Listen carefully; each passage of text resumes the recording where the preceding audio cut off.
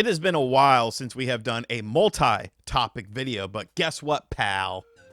We're doing one today because there are a couple different topics that I want to talk about. So I figured, why not put them together? Give you guys all the gaming news in just one video. So if this is your first time on the channel, be sure to hit that subscribe button. Be sure to like the video as well, or dislike it. It's fine. But without any further ado, let's talk about what's going on in the world of video games. And we're going to start things off with a good old Nintendo Direct rumor. Now, honestly, it's been a while since we've talked about a potential Nintendo Direct. It's been a while since we got a standard Nintendo Direct presentation.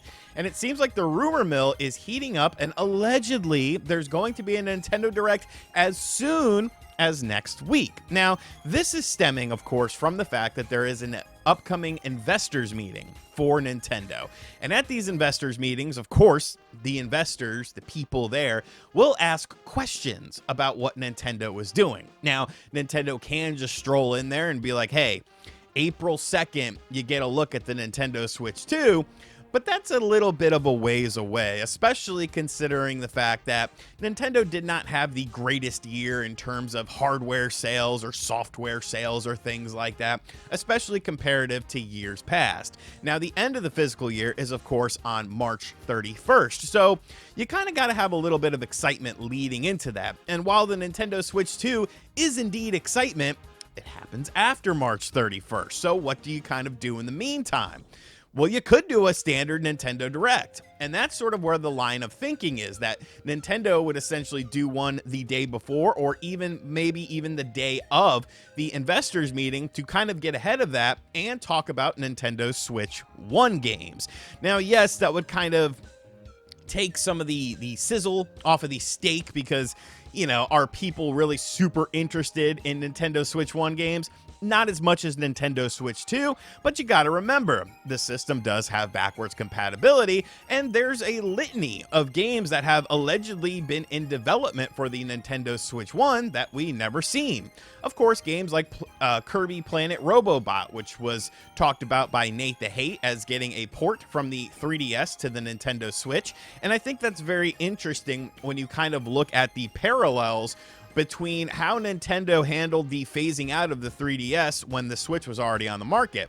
There were still some pretty sizable games that came out for the Nintendo 3DS. I know Samus Returns comes to mind, that people were like, I wish this was on the Nintendo Switch instead of the 3DS. So I don't think it's going to be a situation where Nintendo just drops it cold as far as more interesting titles are concerned. I think you'll probably still get, you know, somewhat interesting Switch 1 games from Nintendo for at least a year after the system comes out. So, you know, a 3DS game in comparison is kind of a very fair comparison. And Planet Robobot's an awesome game. You know, I know a lot of 2D Kirby games kind of got into the world of gimmicks. Like, Nintendo just always like to throw a gimmick with it, like Yarn or Canvas Curse.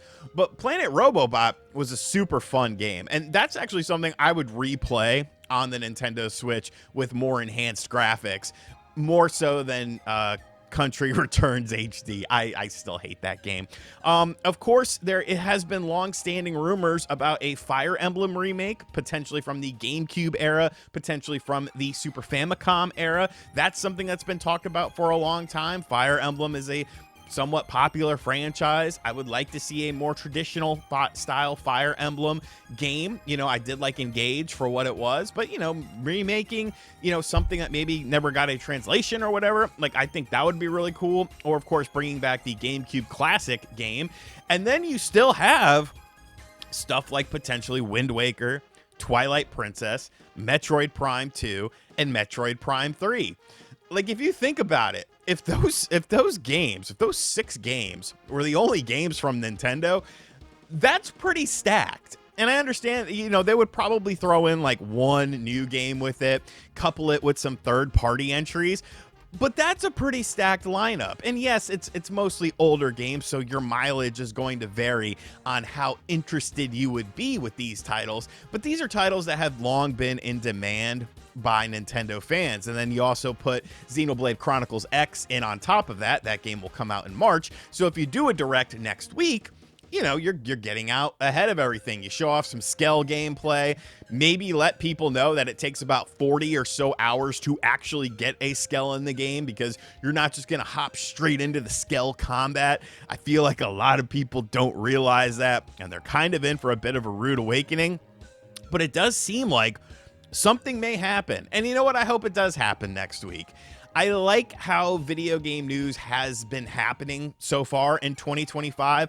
I already feel a lot more excited for 2025 than I did for 2024. 2024 had a little bit of mystery to it, but those mysteries never really panned out. And it just seemed like an overall kind of soft year when it came to gaming. But 2025 has already been a lot more interesting for me, and there's a lot of things happening that I'm looking forward to talking about. So, you know, bring it on. There are some rumors that it could be the second week of February, the third week of February, but it does seem like February is a lock. But to me, I think you do it, you know, right before the investors meeting, or maybe right after the investors meeting, the day of the investors meeting. I think you want to get as close to that as you possibly can, because you got to make the investors happy, or else once they start getting their panties in a wad, you know, you don't want to deal with stuff like that. But Nintendo Direct, do you think it'll happen next week? Do you think it'll happen at all? It does make sense. You're not completely killing the Nintendo Switch 1 when the Switch 2 comes out. There's still 144 million plus people that have the damn thing, and you probably still will sell decently on the software side of things, especially if we get some of these bigger titles that have been long rumored. Let me know what you think of it in the comment section down below. And the final bit of news is a bit of multi-platform goodness. And it's kind of funny because yesterday I was going to talk about Xbox instead of Ubisoft, but something held me back a little bit. You know, you guys know how I feel about Xbox's strategy. I'm not a fan of it. I feel like they say one thing and they do another thing. And it's very frustrating. It's very frustrating as a consumer, because they'll tell you one thing.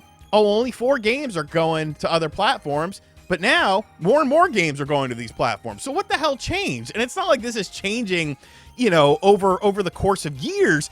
It's changing over the course of months. And one game that a lot of people were wondering if it was going to make the jump to another platform was, of course, the Forza series, because Forza Horizon is a very, very popular series. It is very highly ranked on Metacritic. It usually sells decently as well. So was Xbox going to get a little bit crazy? Were they going to bring over more games such as Forza, a staple from the original Xbox? The Xbox's answer to Gran Turismo. The answer is yes, because yesterday, Forza Horizon 5 was announced as coming to PlayStation 5 in spring of 2025. So PlayStation 5 owners are getting 2 of the best, highest rated Xbox games in the past, 4 years. With I think Forza Horizon 5 is like 3 years old now. Whatever the case may be. In Forza Horizon 5 and Indiana Jones and the Great Circle in spring of 2025. And it's like, why would you buy an Xbox? Why would you have any faith in this company and want to buy their next hardware? When if you're a PlayStation owner and you're in the PlayStation ecosystem, you have no reason to. The game is just going to come over to your platform. Or if you have a PC, you can get PC Game Pass. Like, Jesus Christ, but they still want to develop hardware. But yes, Forza Horizon 5 is indeed coming over to PlayStation 5. I'm interested to see how that will look and run, and if it is indeed PlayStation 5 Pro enhanced, because, I mean, that's a really good-looking game.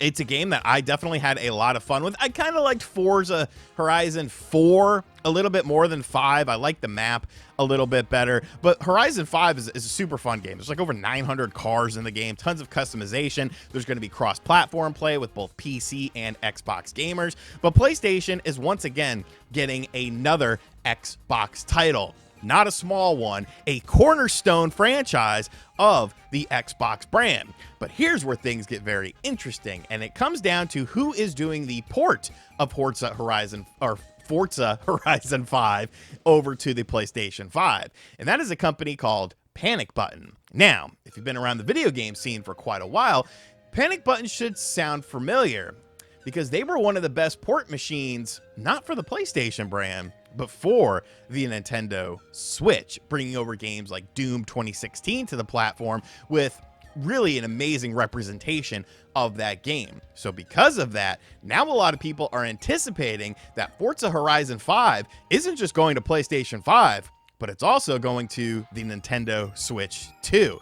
Now, there have been some people talking about this. Some leakers have said this as well.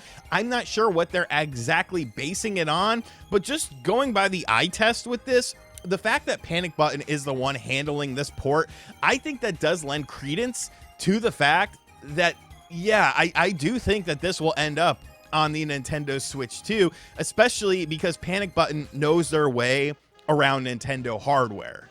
They know what to do and how to get the most of it to provide an experience that is, you know, absolutely top notch on the platform.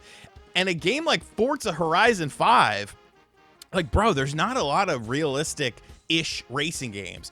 And, you know, there's games like Grid, of course, that was pretty good. But, like, games that actually have, like, real cars and real customization and stuff, that doesn't exist on the Switch.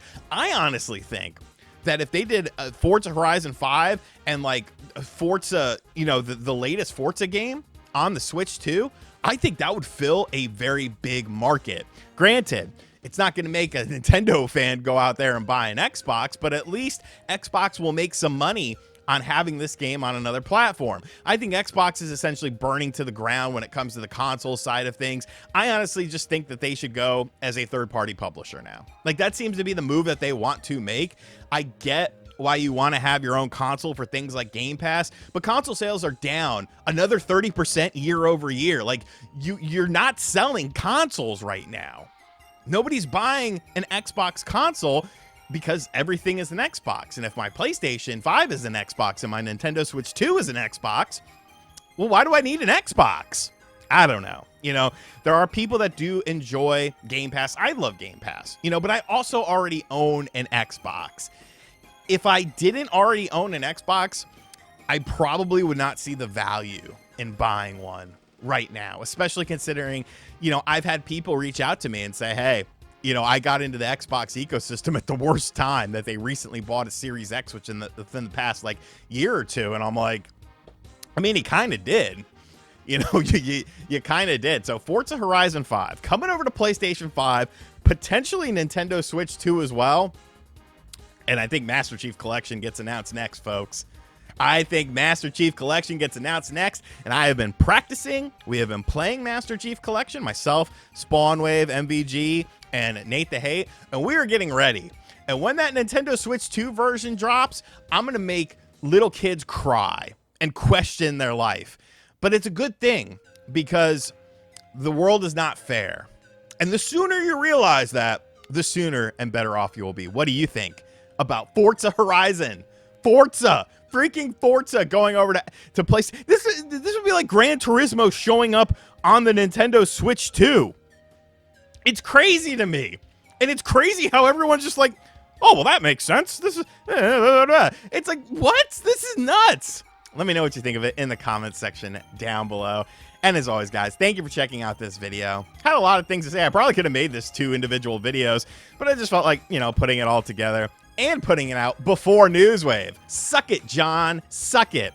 Give me your thoughts and feedback in the comments section down below. And as always, guys, thank you for checking out this video. Like I said at the start, if you're new to the channel, make sure you hit that subscribe button. Be sure to like, comment, and share. Hit the bell as well so you don't miss out on any uploads if you enjoy me. And hit the bell as well if you hate me, because you can hate watch me. And I mean, that works just the same, you know. A view is a view. I get paid the same.